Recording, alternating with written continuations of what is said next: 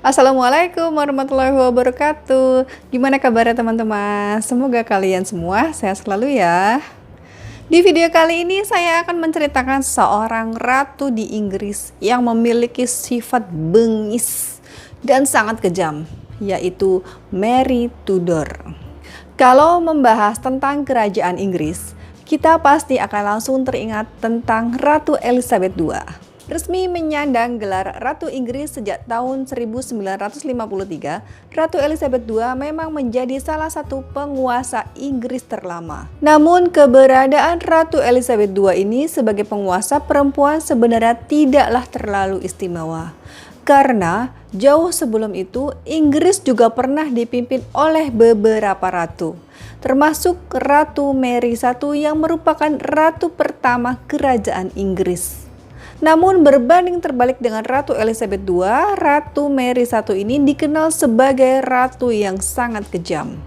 Saking kejamnya teman-teman, dia bahkan mendapat julukan sebagai Bloody Mary atau Mary yang berdarah. Mary Tudor atau yang lebih dikenal dengan Mary I adalah putri pertama pasangan Raja Henry ke-8 dengan istri pertamanya yang bernama Catherine dari Aragon. Dia lahir pada tanggal 18 Februari 1516 di Istana Placentia di London. Sebenarnya setelah melahirkan Mary, Catherine ini melahirkan 5 bayi perempuan lainnya teman-teman. Tetapi tidak ada satupun saudara Mary yang bertahan hingga dewasa.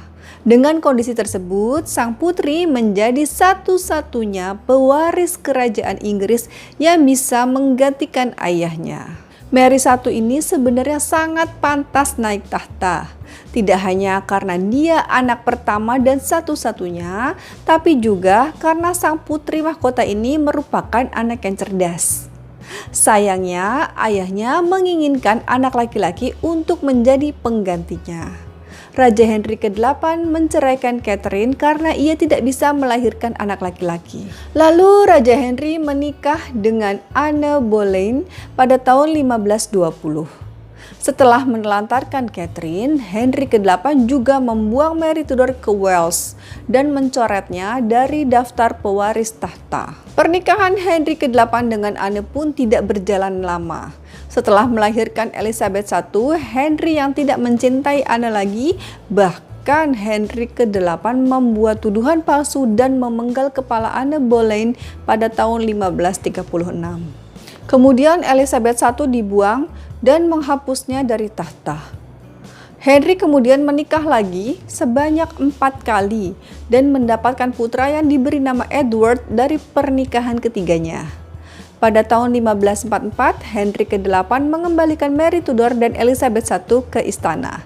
Dan meski tidak menjadi yang pertama, Henry ke-8 juga mengembalikan posisi keduanya sebagai pewaris tahta. Mary Tudor menjadi pewaris kedua setelah Edward dan Elizabeth I harus puas berada di posisi ketiga. Edward dan Elizabeth I yang menganut agama Protestan, sedangkan Mary Tudor adalah seorang penganut Katolik yang taat. Edward naik tahta tahun 1547, ia menyebarkan paham Protestan kepada seluruh rakyatnya termasuk kepada Mary. Namun Mary tetap memutuskan untuk memegang teguh keyakinan lamanya, yaitu sebagai seorang Katolik. Tahun 1553, Raja Edward menderita sakit parah. Menjelang kematiannya, sang raja ini memutuskan untuk menghapus Mary dari daftar pewaris karena perbedaan keyakinannya. Sebagai gantinya, Edward menjadikan sepupu jauhnya yang beragama Protestan bernama Lady Jane Grey sebagai penerus tahta yang sah. Sesuai amanat Edward, Jane Grey naik tahta pada tanggal 10 Juli 1553. Karena tidak ingin posisinya diambil sama Mary, Jane Grey ini khawatir gitu kalau Mary itu bakal mengkudeta posisi dia. Maka Jane Grey ini meminta tolong ayah mertuanya yang bernama Northumberland untuk menangkap Mary. Mary kemudian juga nggak terima teman-teman dengan naik tahtanya si Jane Grey ini dan memutuskan kabur ke daerah East Anglia dan mengumpulkan pasukan untuk membalas dendam. Hanya dalam waktu 9 hari aja, Mary berhasil mengalahkan Northumberland mertua Jane Grey, lalu berhasil menggulingkan Jane Grey dari kekuasaannya.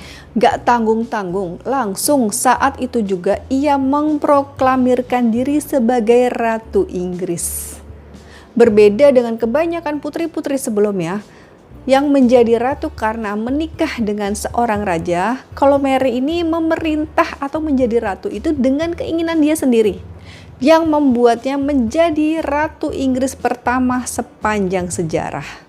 Di bawah kepemimpinannya, Mary mengembalikan Katolik sebagai agama resmi di Inggris, menghapus banyak hukum agama yang dibuat oleh ayah dan saudara tirinya itu, serta memulihkan doktrin gereja Katolik. Bagi penganut Katolik, keberadaan Mary ini sebagai ratu tentu sangat melegakan ya teman-teman. Tapi sebaliknya, bagi penganut Protestan, Ratu Mary jelas adalah sebuah mimpi buruk. Gimana enggak ya teman-teman? Setelah 3 tahun menjabat, Mary ini sudah membakar sekitar 300 orang Protestan yang menolak merubah keyakinannya menjadi Katolik. Mengerikan banget ya. Gimana rasanya gitu diteror? Karena peristiwa tersebut, akhirnya Ratu Mary ini dijuluki Bloody Mary oleh rakyatnya sendiri. Ratu Mary I menikah dengan Pangeran Philip dari Spanyol yang juga beragama Katolik pada bulan Juli 1554. Dengan harapan dia akan mendapatkan seorang ahli waris yang dapat mencegah jatuhnya tahta ke tangan Elizabeth I. Sayangnya tidak semua orang bahagia dengan pernikahan tersebut. Gak lama setelah pernikahan itu, Mary I harus menghadapi pemberontakan terhadap dirinya yang dipimpin oleh Sir Thomas Wyatt. Lagi-lagi Mary berhasil menggagalkan pemberontakan itu teman-teman. Dia kemudian mengeksekusi Thomas Wyatt dan 90 pemberontak lainnya, termasuk ayah Lady Jane Grey. Untuk membalas pengkhianatan itu, Mary kemudian memenggal kepala Jane Grey yang tidak bersalah dan menjebloskan Elizabeth I ke penjara dengan tuduhan pengkhianatan. Meski pernikahan ini sangat menguntungkan Inggris dari segi politik dan keamanan, pernikahan Mary I dengan Pangeran Philip ini tidak berjalan baik teman-teman. Dan sementara sang pangeran lebih banyak menghabiskan waktunya di luar Inggris. Selain itu, Mary harus kehilangan wilayah Calais yang merupakan satu-satunya wilayah kekuasaan Inggris yang ada di Perancis. Pada tahun 1558, Mary jatuh sakit setelah terkena wabah influenza di Inggris. Ia kemudian meninggal pada tanggal 17 November 1558 dan dimakamkan di Westminster Abbey pada tanggal 14 Desember 1558. Untuk seorang ratu pertama ya, kisah akhir hidup Bloody Mary ini sungguh menyedihkan dan mengenaskan. Dan karena ia tidak memiliki seorang anak pun untuk menjadi ahli waris, maka tahta kerajaan Inggris pun jatuh ke tangan Elizabeth I. Demikian teman-teman, sebuah kisah tentang seorang ratu yang sangat kejam dan sangat bengis kepada rakyatnya. Semoga kita nggak punya pemimpin yang bengis kayak gitu ya. Ih, ngeri. Terima kasih. Assalamualaikum warahmatullahi wabarakatuh. Sampai ketemu di video selanjutnya.